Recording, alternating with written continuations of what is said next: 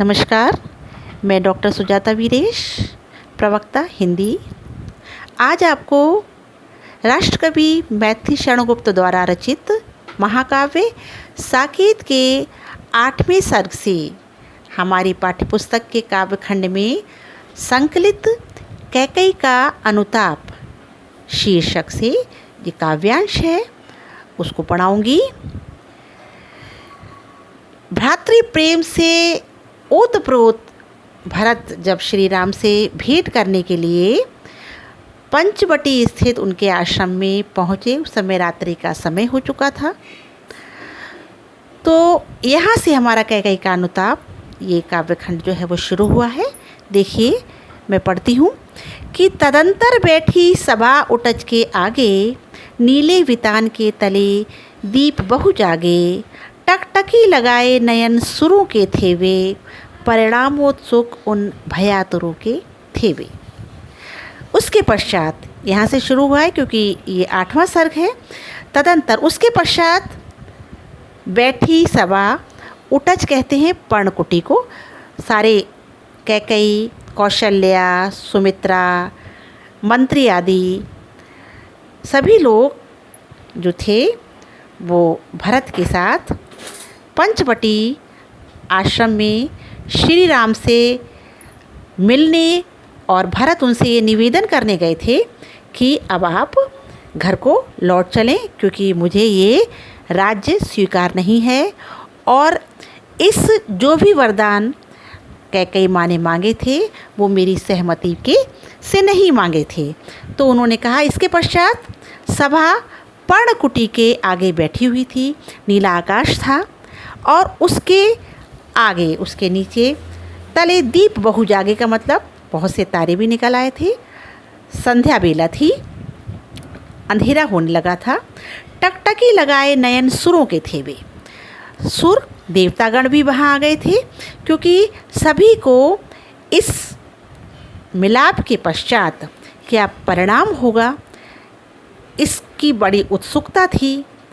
कुछ लोग देवतागण जो ये सोच रहे थे कहीं ऐसा ना हो कि श्री राम जो हैं भरत के आगमन को अन्यथा लेते हुए कोई कठोर निर्णय ना ले जाए, तो वो भी आकर के वहाँ पे बैठ गए थे।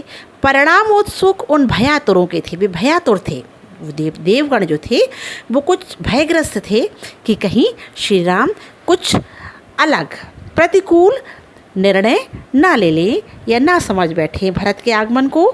तो उत्फुल्ल करौंदी कुंज वायु रह रहकर, जो पंचवटी आश्रम था उसके आसपास जो पेड़ पौधे थे उसमें करौंदे का पेड़ भी था, क्योंकि करौंदी कुंज जो है वो, करौंदी कुंज का मतलब है करौंदे का बगीचा। आसपास जो करौंदे के बगीचे थे उसमें से जो वायु निकल रही थी वो सुगंध लिए हुई थी करौंदे की।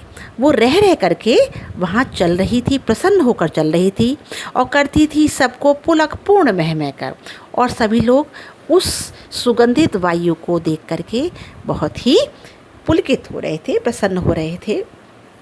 वो चंद्रलोक था, कहाँ चांदनी वैसी। वो चंद्रलोक था किंतु चांदनी चंद्रलोक जैसी नहीं थी, वहाँ से भी ज़्यादा अच्छी और श्वेत धवल थी। प्रभु बोले गिरा गंभीर नीर निधि जैसी। और जब प्रभु श्री राम ने जैसे ही भरत को उद्बोधन किया, उसको कहा संबोधन करते हुए कि हाँ भाई भरत, क्या बात है, तो ऐसे लगा जैसे कि एक सागर जो गंभीर है, अचानक वो उसमें कुछ भाव आ गए हैं, कुछ उछाल आ गया है।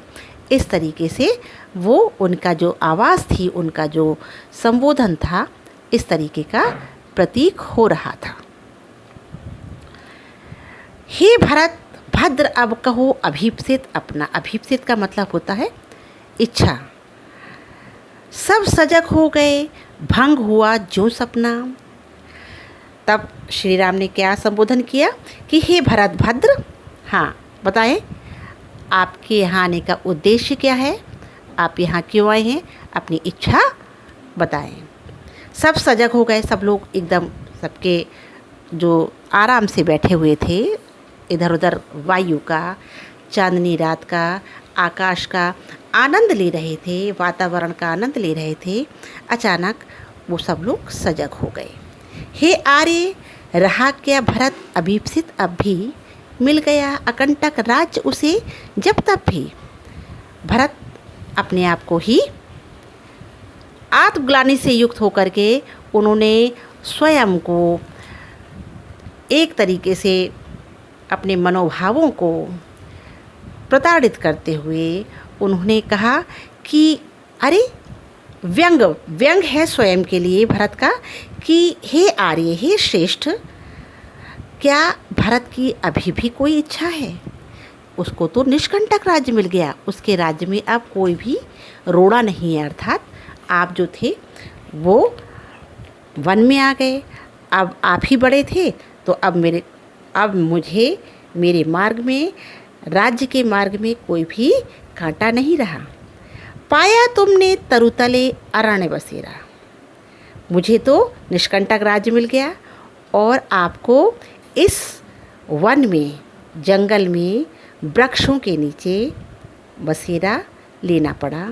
रह गया अभीप्सित शेष तदपि क्या मेरा, तो क्या अब भी कोई ऐसी इच्छा है, ऐसा इप्स है, कोई इच्छा है जो अभी भी मेरी रह गई हो। तनु तड़प तड़प तप्त तात ने त्यागा, क्या रहा अभीप्सित और तथापि अभागा। अपना शरीर तड़प तड़प कर आपकी याद में आपसे बिछोह के कारण तात श्री पिता ने त्याग दिया। अब भी क्या मेरा कोई अभीप्सित रह गया। हाँ, इसी अयश के हेतु जनन था मेरा, निज जननी ही के हाथ हनन था मेरा। इसी अपयश के लिए मेरा जन्म हुआ था और मुझे अपनी ही माँ के हाथों मेरी हत्या होना थी। मेरी कीर्ति की, मेरे प्रेम की, मेरी माँ के हाथों ही हत्या होना थी। शायद यही मेरे भाग्य में था। अब कौन अभीप्सित और आर्य वो किसका? अब किसकी इच्छा है और आर्य किस लिए इच्छा है? संसार नष्ट है, भ्रष्ट हुआ घर, जिसका देखिए सूक्ति भी है, उस व्यक्ति का संसार नष्ट हो जाता है जिसका घर भ्रष्ट हो जाता है। अर्थात जो भ्रष्टाचार की नींव जो है वो घर से ही पड़ती है। मुझसे मैंने ही आज स्वयं मुँह फेरा, हे आर्य बता दो तुम ही अभीप्सित मेरा। आज मैं स्वयं से ही घृणा करने लगा हूँ, नफ़रत करने लगा हूँ स्वयं से, क्योंकि मेरे ही कारण आप जो हैं आज इस अरण्य में, इस जंगल में बसेरा पाए हुए हैं। राज्य से विमुख होकर के मेरे ही कारण तात जो थे उनका निधन हो गया, वो स्वर्ग चले गए। अब भी मेरी कोई इच्छा बाकी है तो आप ये बताएं। प्रभु ने भाई को पकड़ हृदय पर खींचा। श्री राम ने जब ये जान लिया कि भरत इन सभी योजनाओं में लिप्त नहीं था, भरत का कोई दोष नहीं है, जो भरत ने जो बातें की अभी तक, उन बातों से प्रभु ने उसके हृदय का अभिप्राय जो था वो निकाल लिया था और उन्होंने भरत को अपने पास हाथ से पकड़कर खींच के कैसे लगा लिया, अपने हृदय से लगा लिया और रोदन जल से सविनोद उन्हें फिर सींचा और उसके पश्चात अश्रुधार से उनको सींच दिया। अर्थात दोनों लोग मिलकर के अपने आपस में आलिंगन करके रोने लगे। उसके आशय की थाह मिलेगी किसको, जनकर जननी ही जान ना पाई जिसको। और क्या बोले कि उसको, उसके आशय की किसको थाह मिलेगी, उसके हृदय को कौन जान पाएगा। जब जिस कोख से उसने जन्म लिया वो माँ उसको नहीं जान पाई, तो फिर उसके आशय को और कौन जान पाएगा। ये सच है तो अब लौट चलो तुम घर को, चौके सब सुनकर अटल कैकई स्वर को।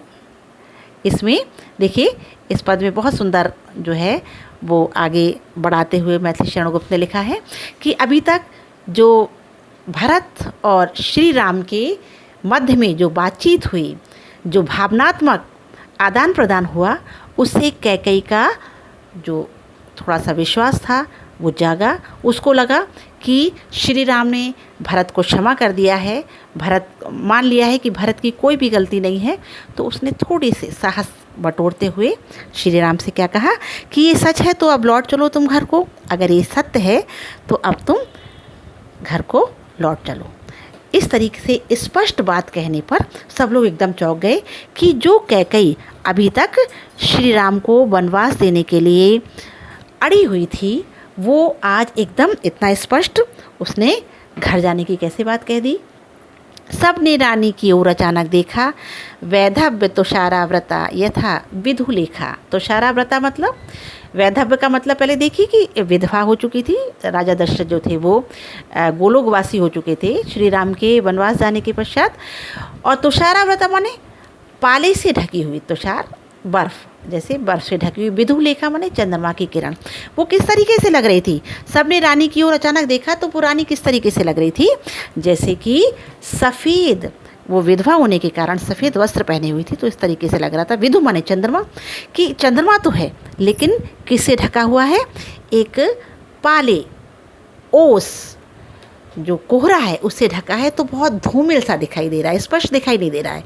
धूमिल क्यों दिखाई दे रहा है, क्योंकि उसके चेहरे की जो मुस्कुराहट है, जो चमक है, वो कुछ जो अभी जो कुछ भी घटनाएं हुई, अचानक जो है वो विधवा हो जाना, अपने वो ये उम्मीद कर रही थी, उसको ये था कि जब मेरा पुत्र आएगा तो वो बहुत प्रसन्न होगा और मैं उसको खुशी खुशी ये राज सिंहासन और ये मुकुट सौंपूंगी, तो वो प्रसन्न होगा। लेकिन जब सारी घटनाएं उसकी जो उम्मीद थी उसके विपरीत हुई, तो वो उसकी जो खुशी थी अंदर की, या जो उसने संकल्प लिए थे, जो भी सोचा था, वो सब उल्टे हो गए।